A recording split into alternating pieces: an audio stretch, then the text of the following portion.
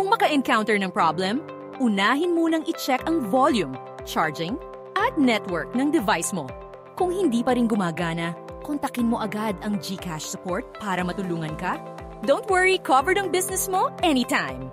Kung kailangan ng assistance, mag-send lang ng email sa merchant support para sa warranty, replacement, or troubleshooting.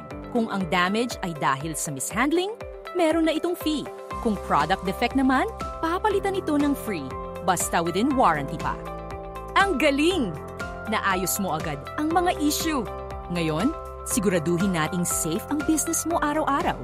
Itap lang ang next para makuha ang mga tips sa compliance, security, at best practices para laging protected ang negosyo at bawat sale mo.